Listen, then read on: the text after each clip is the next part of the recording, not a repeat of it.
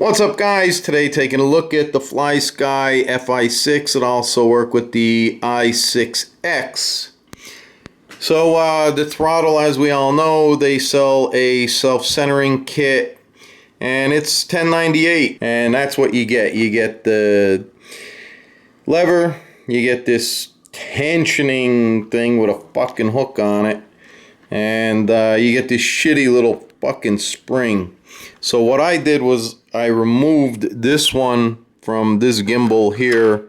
You get a pair of tweezers so you can see right there, okay? And you're gonna have to machine, and you can use a drill if you don't have a lathe. Stick it in the vise, get some aluminum. I'll mic this out, I'll figure out what it is and the length. Push the aluminum in there, and then we'll take some aluminum stock and we'll make this little piece right here, and just put a little hook on it. Make the bar, flat stock, drill a hole in it, put another pin in there. And I do not like these springs. They're fucking too thin, and they could have sprung at least, for a heavier gauge spring, because you feel like you ain't turning anything. We pan over here to my Futaba. You can see I did the exact same thing. Here's the lever down here. They have some good heavy springs here. And I took a piece of aluminum, copied it. I filed that out with a file, put a little hook on it, and there's your self-centering. You don't need to pay $10.98 for it.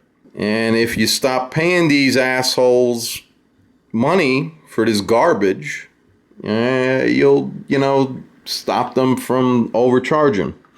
So the way I'm going to remedy the spring thing is, if we take a look right here, here's the tensioner spring.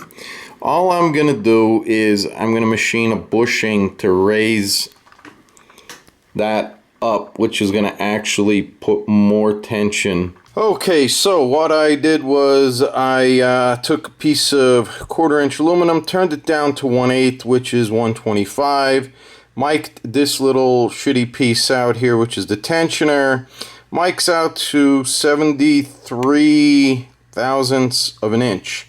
That turns out to be a number 49, so I recommend doing like a 47 and working your way up so you get a tight fit. Next step is to drill that number 49 through here. The length I already figured out. We're going to make it 3/16 of an inch.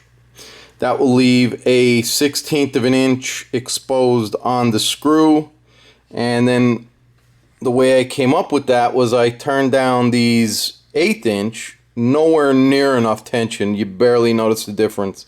So we definitely got to go at least 3/16 of an inch from here down. Alright, so we got them right at 3/16 of an inch. Leaves us just, ever so slightly. Let's get that in focus here if it'll focus. There you go. Now go try it out. Alright, so you can see all I did is drop those in, and there's no need to back the screws out. All I did is just lift up on this, and I'll show you on the other one, but I just simply lift it up, use a pair of tweezers, push that in, and set the screw in that washer, and you can see how high we're up. Alright, so right here we're going to lift this out. And I'm going to have to lift it out, not on camera because it's a prick. So once you get that lifted out, get this little washer with some tweezers. Stick it in there. Line it up. And she should catch just like that. Now, once that's caught,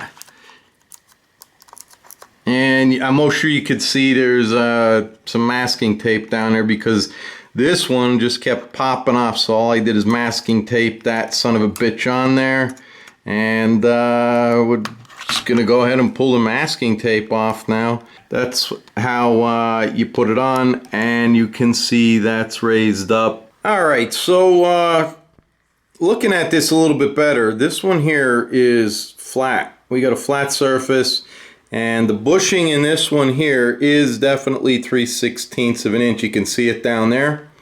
This one over here, it was, you could see there's a slope here, and I had to cut this down to 5/32. So this one's a 32nd smaller than this one.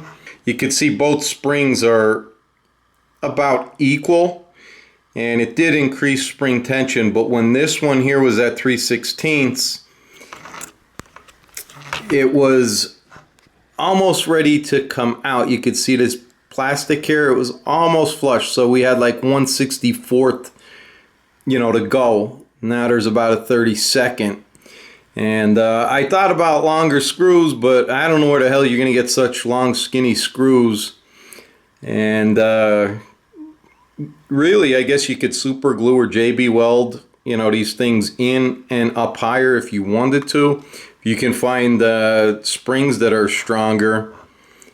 You don't need to do that because actually, and they're the same thing over here before I move on. This one has that slope, so 5/32 here. I didn't get the piece I made in yet. This one will be 3/32, and that will fall right there.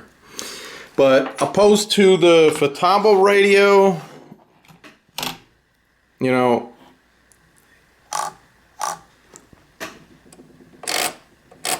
this one just has a little bit more than this. Not much with the mod. Without the mod, I didn't even like the radio. Honestly, it ain't worth 40 fucking 6 whatever, 45 whatever it is. But they could have put heavier springs in here. So that's my mod. If you want to do it, great. If you don't, and you don't mind this spongy, weird ass feeling, then, you know, stay with that.